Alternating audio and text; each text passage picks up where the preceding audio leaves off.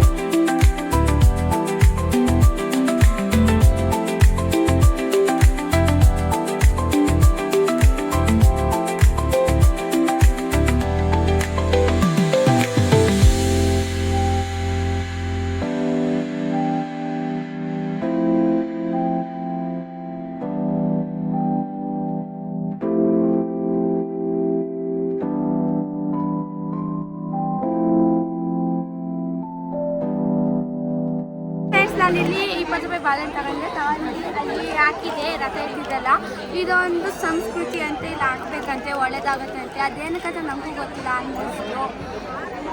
ನೋಡ್ಬೋದು ಎಲ್ಲರೆಲ್ಲ ತಗೊಂಡ್ತಾರೆ ನೋಡಿ. ಈ ಸತಿ ಜಾತ್ರೆಯಲ್ಲಿ ಎಷ್ಟು ರಶ್ ಆಗಿದ್ದಾರೆ ಅಂದರೆ ನಿಜವಾಗ್ಲೂ ತುಂಬ ಚೆನ್ನಾಗಿದೆ ಜಾತ್ರೆ. ಆಟ ಆಡೋಕ್ಕೆ ಏನು ತೊಂದರೆ, ಆದರೂ ನೋಡೋಕ್ಕೆ ತುಂಬ ಚೆನ್ನಾಗಿದೆ.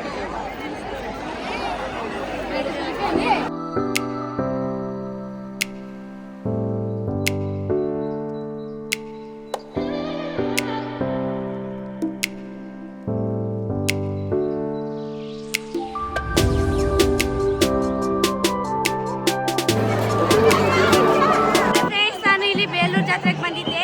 ಎಲ್ಲ ಚೆನ್ನಾಗಿದೆ, ಚೆನ್ನಾಗಿ ಮಾಡೋರು ಉತ್ಸವ. ಮತ್ತು